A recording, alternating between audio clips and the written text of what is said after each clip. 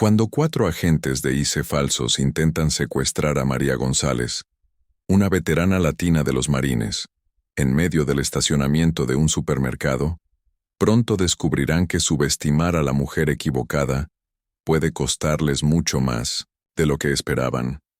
El sol del mediodía golpeaba fuerte sobre el estacionamiento del supermercado cuando María González terminó de cargar sus compras en el carrito.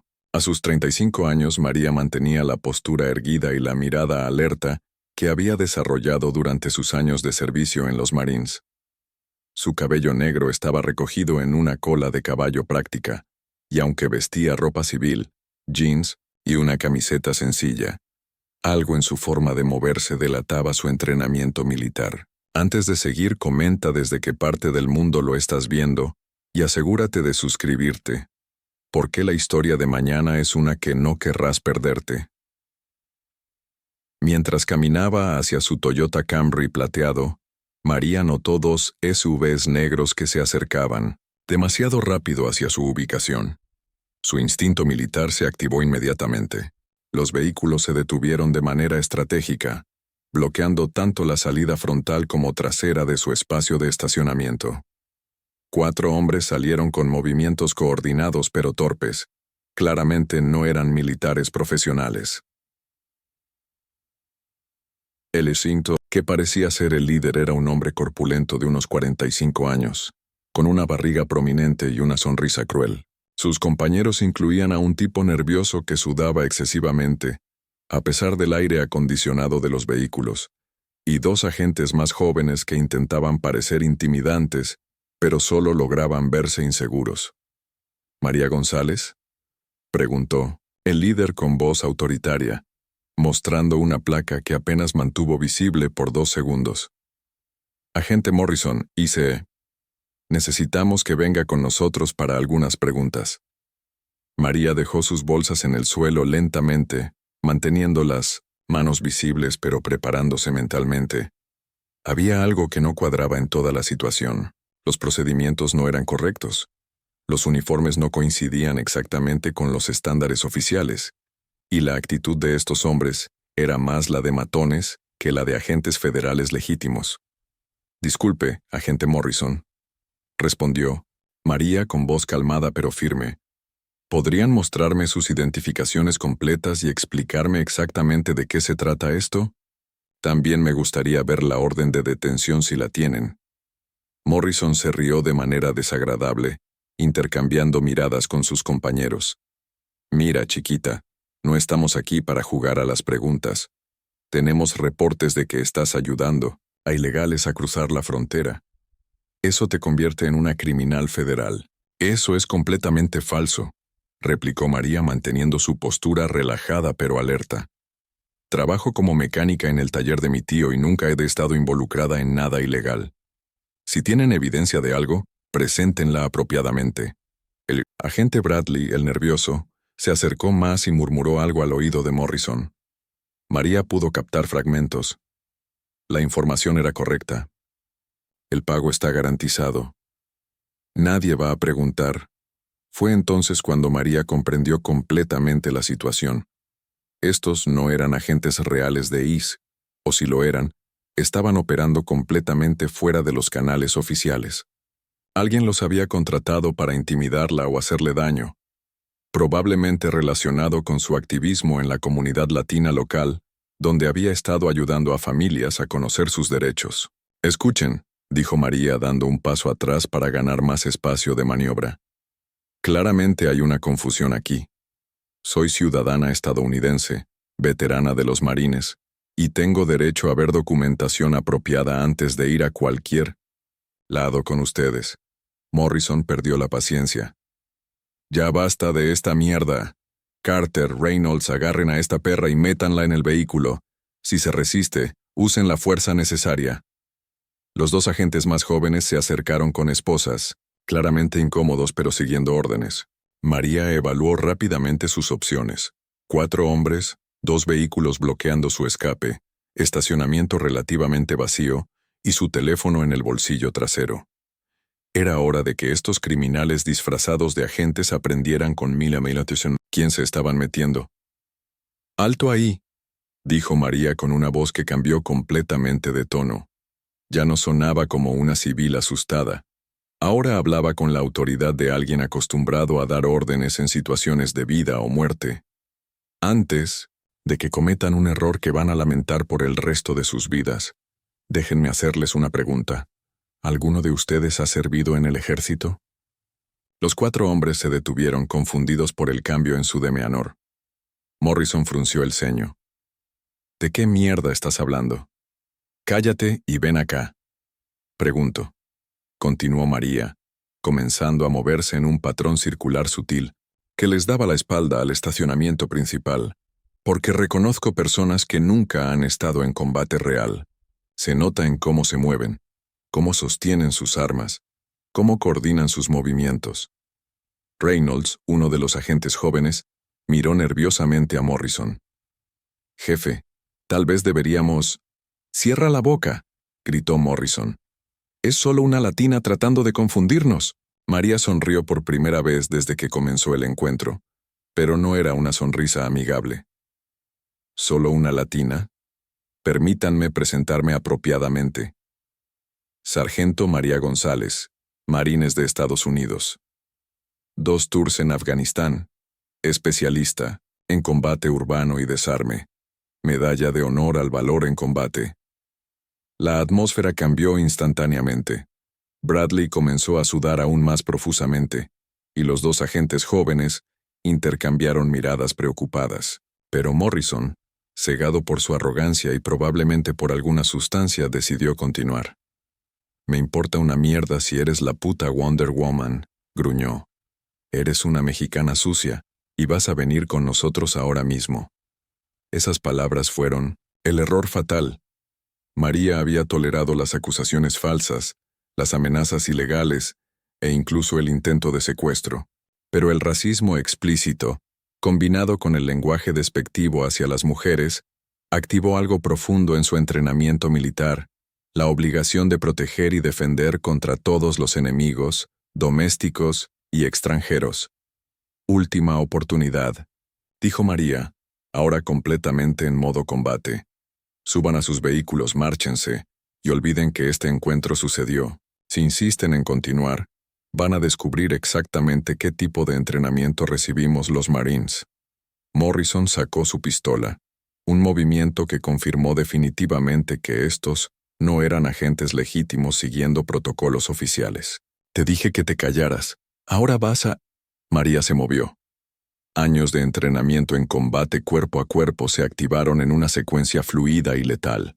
En menos de 3 segundos, había desarmado a Morrison con una técnica de desarme que aprendió en Cuántico, usando su impulso contra él para enviarlo al suelo.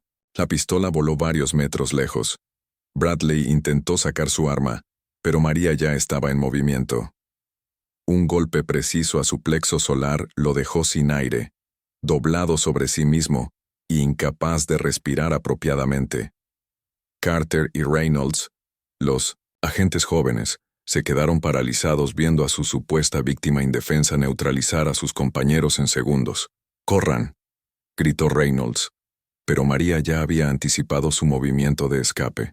Un barrido de pierna envió a Carter al suelo, mientras que Reynolds recibió un golpe de presión en el hombro que lo dejó temporalmente incapaz de usar su brazo derecho.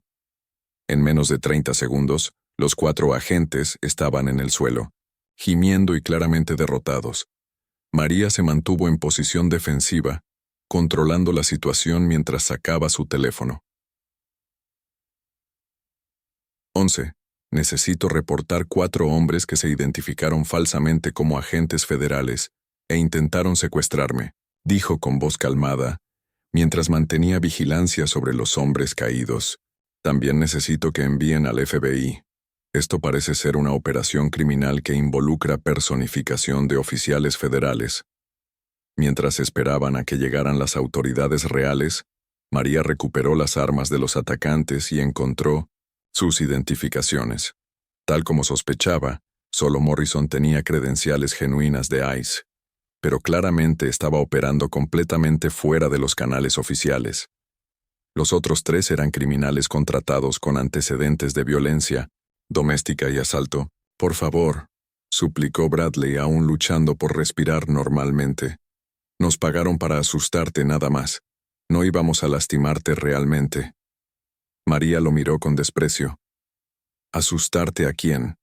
¿A la ciudadana estadounidense que sirvió su país con honor? ¿A la mujer que ha trabajado legalmente toda su vida? ¿O simplemente a la mexicana sucia, como dijo su jefe?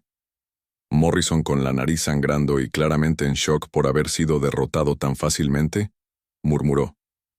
No sabíamos que eras militar. Ese es exactamente el problema, replicó María. Ustedes asumieron que porque soy latina sería una víctima fácil. Asumieron que no sabría mis derechos, que no tendría entrenamiento, que no lucharía. Sus prejuicios los cegaron completamente. Las sirenas comenzaron a sonar a la distancia. María continuó.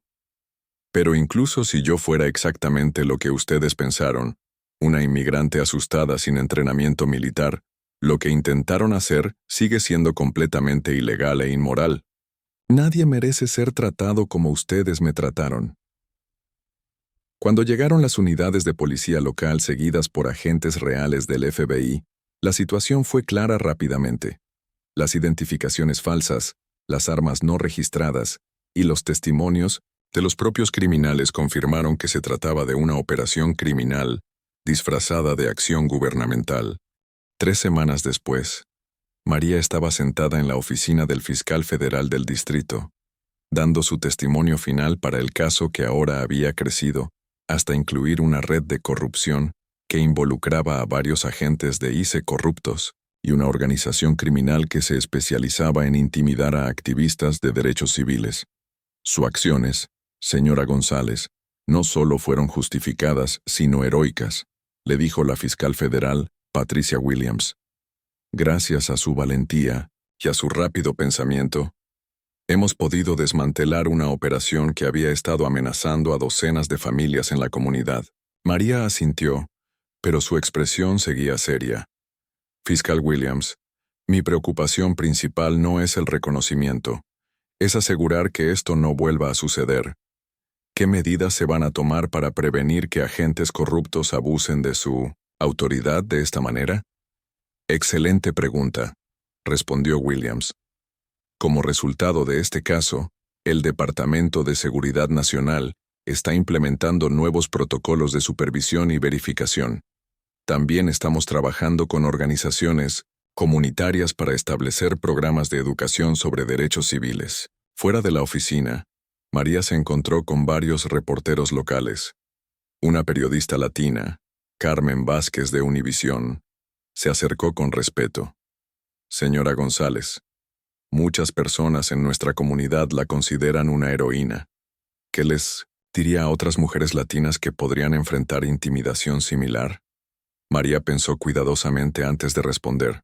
Les diría que conozcan sus derechos, que no permitan que nadie los intimide por su origen o su estatus, y que recuerden que ser latina no significa ser débil. Tenemos una historia rica de resistencia y fortaleza. Hizo una pausa, mirando directamente a la cámara. Pero más importante aún, les diría que no todas tenemos entrenamiento militar. No deberían tener que defenderse físicamente como yo lo hice. Por eso es crucial que denuncien cualquier abuso, que se conecten con organizaciones de derechos civiles y que sepan que tienen aliados en su lucha. Antes de seguir, comenta desde qué parte del mundo lo estás viendo y asegúrate de suscribirte, porque la historia de mañana es una que no querrás perderte. Un mes después del incidente que cambió su vida para siempre, María González había logrado establecer una nueva rutina que combinaba su trabajo tradicional con su nueva responsabilidad como defensora de los derechos civiles. El taller mecánico de su tío Eduardo seguía siendo su refugio principal, el lugar donde podía ensuciarse las manos con grasa y aceite mientras trabajaba en los motores que tanto entendía. Sin embargo, ahora este espacio también se había convertido en un símbolo de resistencia y dignidad para toda la comunidad latina del barrio. Las mañanas comenzaban temprano, como siempre habían sido. María llegaba al taller antes del amanecer, preparando las herramientas y revisando los autos que tenían programados para reparación. Pero ahora, junto a las llaves inglesas y los destornilladores, también encontraba cartas de agradecimiento de familias que habían escuchado su historia, invitaciones para hablar en eventos comunitarios y solicitudes de organizaciones de derechos civiles que querían colaborar con ella. Su vida se había transformado de una existencia relativamente anónima a convertirse en un faro de esperanza para muchos. La transformación más significativa se manifestaba en las clases de defensa personal que había comenzado a impartir los martes y jueves por la tarde en el patio trasero del taller. Lo que había comenzado como una sugerencia casual de su tío Eduardo se había convertido en un programa estructurado que atraía a mujeres de todas las edades de la comunidad, madres solteras que trabajaban dobles turnos, estudiantes universitarias que caminaban solas por las noches, abuelas que querían sentirse más seguras en sus propios barrios. Todas llegaban con sus propias historias de vulnerabilidad y se marchaban con nuevas herramientas de empoderamiento. Durante estas sesiones, María no solo enseñaba técnicas físicas de autodefensa, dedicaba tiempo considerable a educar sobre derechos legales, sobre cómo reconocer situaciones peligrosas y sobre la importancia de la confianza en uno mismo. La verdadera defensa personal, les decía a sus alumnas, comienza en la mente. Cuando caminas con la cabeza en alto, cuando conoces tus derechos, cuando te niegas a ser intimidada, esa es la primera línea de defensa. Las historias que escuchaba durante estas clases le recordaban constantemente por qué su experiencia había resonado tan profundamente en la comunidad. Carmen, una mujer de 28 años que trabajaba limpiando oficinas por las noches, le contó sobre cómo había sido acosada por guardias de seguridad que asumían que no tenía documentos legales. Rosa, una estudiante de enfermería, compartió sus experiencias siendo seguida y intimidada por hombres que pensaban que su origen latino la convertía en un blanco fácil. Cada historia reforzaba la realización de María de que su confrontación con los agentes corruptos había sido representativa de un problema mucho más amplio y sistemático. En una tarde particularmente calurosa de septiembre, mientras María trabajaba en reparar la transmisión de un Honda Civic del 2010, su tío, Eduardo, se acercó con una expresión que mezclaba orgullo y preocupación. En sus manos llevaba un sobre oficial con el sello del Pentágono, algo que inmediatamente captó la atención de María, quien había mantenido una relación compleja con las instituciones militares desde su licenciamiento. «Mija», dijo Eduardo con una sonrisa que no podía ocultar completamente su nerviosismo. Llegó otra carta del gobierno, esta vez directamente del Pentágono. Quieren que hables en una conferencia nacional sobre veteranos latinos y su contribución a las comunidades civiles.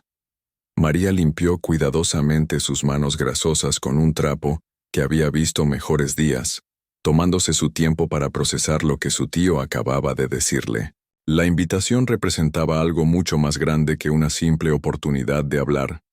Era un reconocimiento oficial de que su historia tenía valor nacional, de que la experiencia de los veteranos latinos merecía ser destacada en los niveles más altos del gobierno. Al abrir la carta, María encontró una invitación formal para participar en la Conferencia Nacional sobre Veteranos Latinos, Liderazgo, Servicio y Impacto Comunitario, programada para llevarse a cabo en Washington, D.C. La carta, firmada por el secretario de Asuntos de Veteranos, describía su historia como un ejemplo extraordinario de cómo el entrenamiento militar puede traducirse en liderazgo civil y defensa de los derechos constitucionales. ¿Vas a aceptar?, preguntó Eduardo, aunque por la expresión en su rostro era claro que ya conocía la respuesta. María caminó hacia la puerta abierta del taller, desde donde podía observar la vida cotidiana de su barrio desarrollándose, con su ritmo familiar. Niños jugaban fútbol en la calle usando 2 botes de basura como porterías, sus gritos de alegría mezclándose con el sonido de la música que salía de las casas vecinas. Mujeres mayores conversaban en español desde sus porches, compartiendo chismes del barrio y noticias de sus familias. Hombres regresaban del trabajo con uniformes de construcción, limpieza y servicios, caminando con la dignidad de quienes se ganan la vida honestamente a pesar de los desafíos. Esta era su gente, su comunidad, el lugar donde había elegido plantar sus raíces después de años sirviendo en lugares lejanos donde cada día podía ser el último.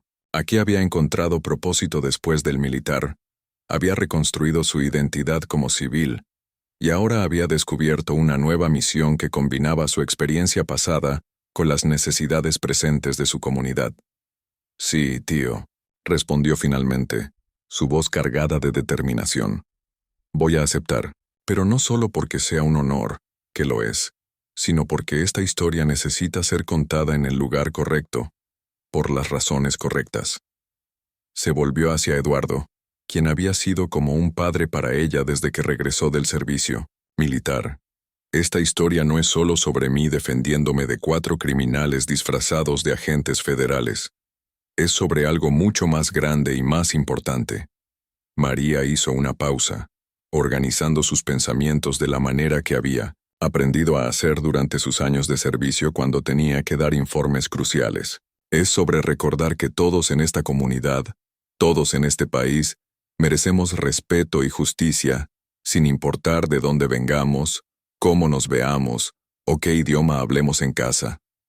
Sus palabras llevaban el peso de la experiencia vivida, no solo de su propio encuentro con la injusticia, sino de todas las historias que había escuchado en los últimos meses, cada mujer que había venido a sus clases de defensa personal, cada familia que se había acercado para agradecerle por dar voz a sus propias experiencias de discriminación, cada persona que había encontrado valor en su ejemplo para enfrentar sus propios desafíos.